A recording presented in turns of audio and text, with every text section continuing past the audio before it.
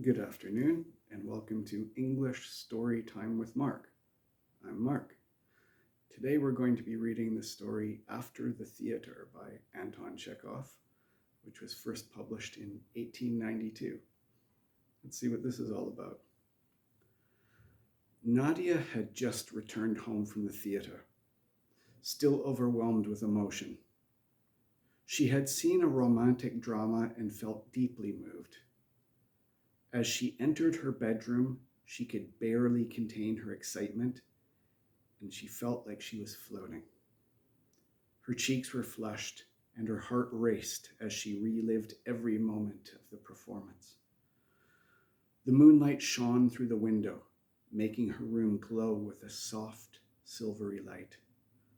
She paused at the doorway, savoring the atmosphere of her room, which seemed somehow different now, filled with a magical aura from the evening's adventure.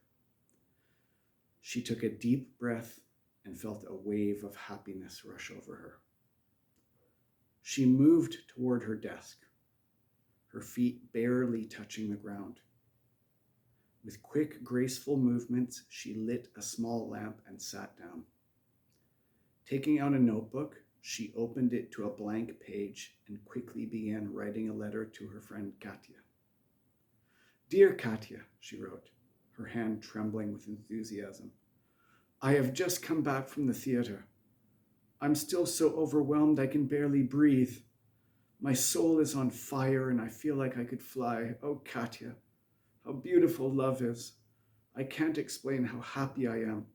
I feel like I'm in love with someone, but I don't know who." She paused, tapping the end of the pen against her lips as she thought about the play.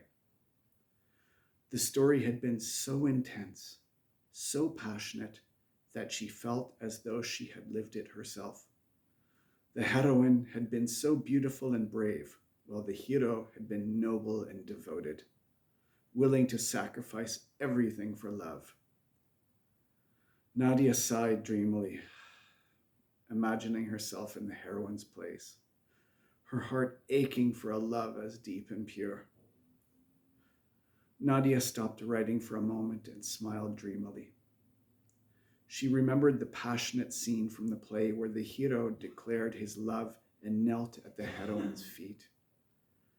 That scene had made her heart race, and she longed to experience such passion herself.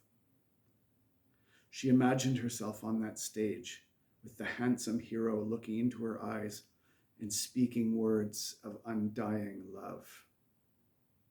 After a few seconds, she continued writing. "I want to love someone so badly. I want to feel my heart ache with joy and pain at the same time. I want to cry and laugh like they did on stage. Oh, Katya, why does life feel so dull and boring when I'm not at the theater? Why doesn't real life have the same passion and excitement? I wish I could meet someone who would love me like that." Nadia remembered how, at the most emotional part of the play, she had glanced around the theater to see if others felt the same. She noticed a young officer sitting a few rows away. He was tall and handsome, with a serious expression on his face, his uniform crisp and neat. During the play, she had glanced at him several times and thought he looked just like the hero on stage. "Oh, if only he would love me," Nadia whispered to herself. "If he would just look at me with those deep, thoughtful eyes and say, 'I love you,' I would be the happiest girl alive." She closed her eyes and imagined meeting him outside the theater. Perhaps he would approach her with a slight bow, his voice low and sincere as he told her how beautiful she looked under the moonlight. She would blush and look away, and he would take her hand gently. He would tell her that he had been captivated by her from the moment he saw her and couldn't take his eyes off of her during the play.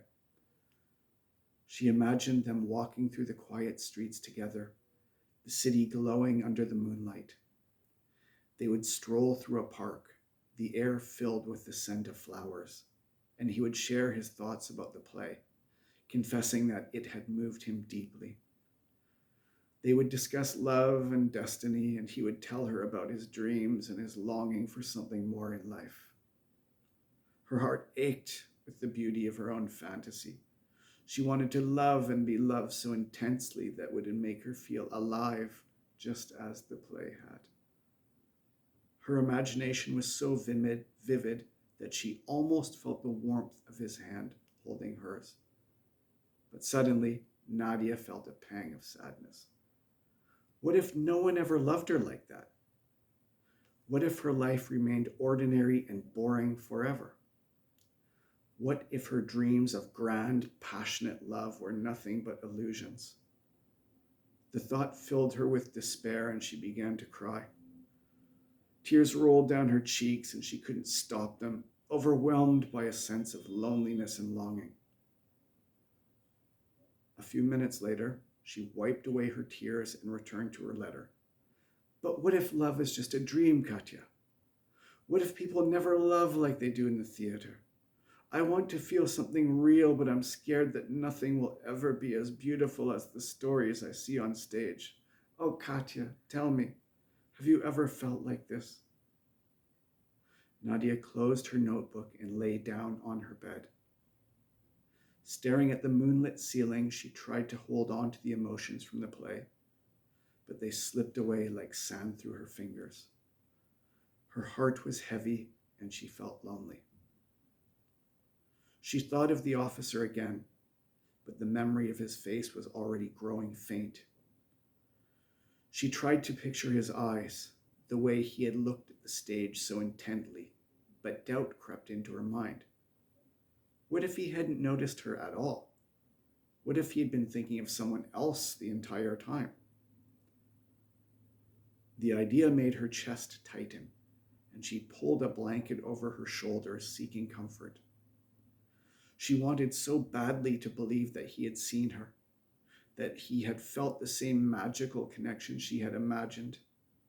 She wanted to believe that love could be sudden and powerful, like a lightning strike, changing her life in an instant. But deep down, she knew that real life wasn't like that. Real love didn't happen in a single dramatic moment. It didn't arrive like a scene in a play with perfect timing and poetic words. Real love was slow and complicated, filled with uncertainties and fears. With a deep sigh, she whispered, I wish I could live in a story where love is always beautiful and perfect.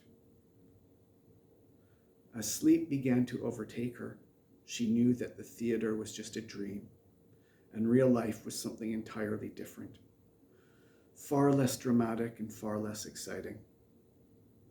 She made a promise to herself to hold on to that dream for as long as she could, even if it faded with the morning light. In the distance, the city continued its quiet, steady rhythm, unaware of the dreams and heartaches of a young girl longing for romance. The moonlight softened as dawn approached, and Nadia finally drifted into a restless sleep, her mind still filled with fragments of the play and the fleeting face of the officer she might never see again. Young love is the stuff of many short stories and films. It's amazing, isn't it? I hope it will inspire you to read the original story and anything else by Chekhov, who was a great short story writer. Have a great rest of your day, and see you next time.